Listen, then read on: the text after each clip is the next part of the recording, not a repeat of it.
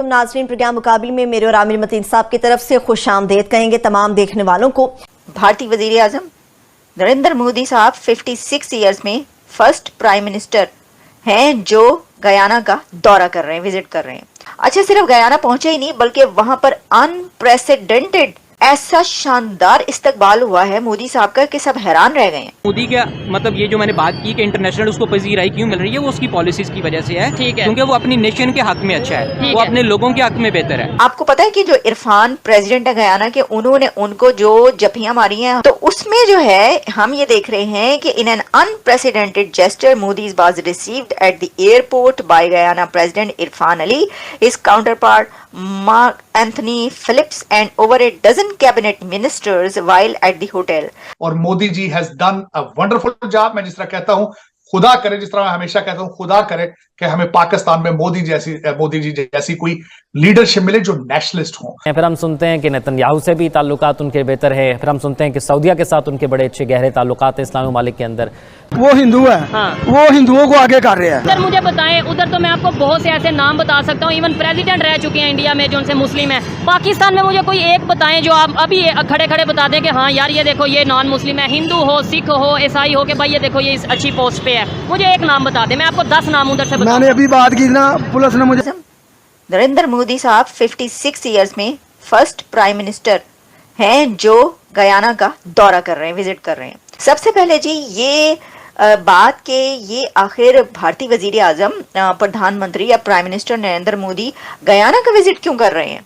इन 56 years ये first Indian prime minister हैं जो गयाना पहुंचे हैं।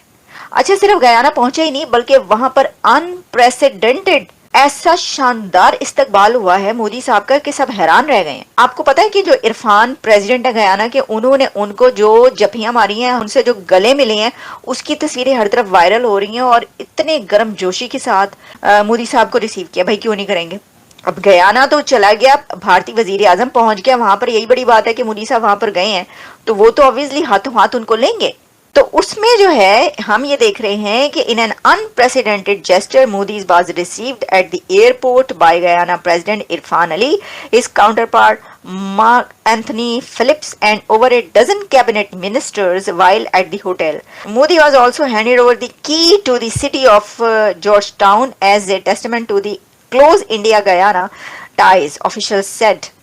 मोदी साहब का स्टेटस देखिए कहां पर पहुंच रहा है। आप सिर्फ ये बात यहाँ की नहीं है, ये तो ठीक है कि 56 ईयर्स में पहला प्राइम मिनिस्टर इंडिया का वहां पर पहुंचा है, लेकिन अगर आप देखें कुछ ऐसा ही प्रीवियस 1 ईयर के दौरान नजर आया, जिसमें हमने देखा कि वो कंट्रीज जहां पर इससे पहले भारतीय वजीर आजम नहीं पहुंचा था, मोदी साहब वहां पर गए।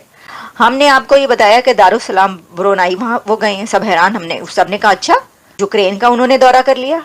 उससे पहले भी अगर आप चले जाएं थोड़ा पहले, पापुआ न्यू गिनी, और वहां पे सब के भाई ये कौन से कंट्री में वो गए? आपको पता है वहां पर जो लीडर था न्यू गिनी का, उसने मोदी साहब के पांव पकड़ लिए थे, पांव टच किए थे उन्होंने, क्योंकि वहां के लिए भी इंडिया ने बहुत कुछ किया है। अच्छा, अब गयाना में मोदी साहब का जो इस्तकबाल हुआ है वो बहुत शानदार हुआ।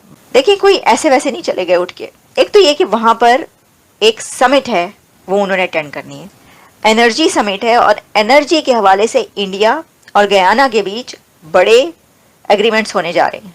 और इसी के साथ भारतीय वजीर आजम प्राइम मिनिस्टर ने वहां के पार्लियामेंट को एड्रेस करना है।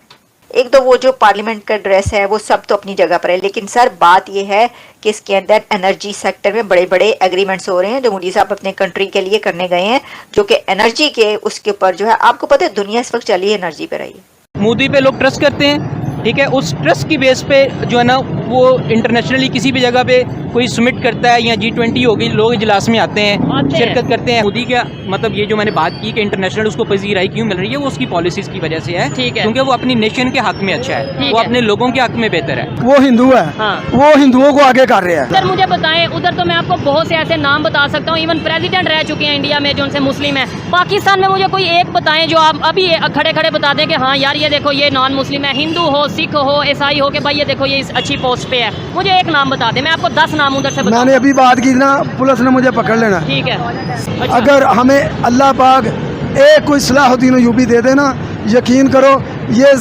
पाकिस्तान ऐसा खुशहाल हो जाएगा। आप सोच करप्शन जी। मुसलमान जो है ना, अगर इसमें गद्दारी ना हो, बेईमानी ना हो, तो मुसलमान तो सबसे आगे था। मैं अभी 4 साल अमेरिका में लास वेगस में रह के आया हूँ। ठीक हो गया। वहाँ मैं अरेस्ट हो गया। मेरे बेटे का नाम उसामा था। ठीक है। जो जज था वो यहूदी जूरज था। ठीक है। वो मुझे कहता है you change the religion, you I give you your password. ठीक हो गया। मैंने कहा I know that you are a jealous, you jealous my religion.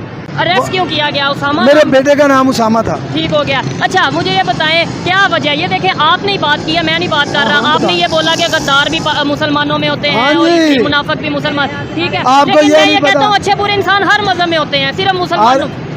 लेकिन मुसलमान ज्यादा बिकता है। मैंने अमेरिका में देखा है, हिंदू का साथ दे रहा है, सिख का साथ दे रहा है। इधर तो एक दूसरे को देख नहीं सकते।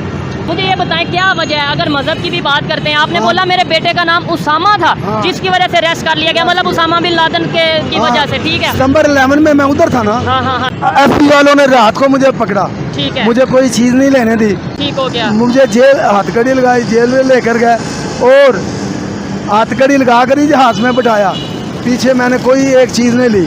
हथकड़ी लगा के जहाज में हाँ जी, बिठाया गया। ऐसे उसने ये हमारी अपनी बदकिस्मती है। ठीक है। क्यों है कि हमारे हुक्मरान हैं।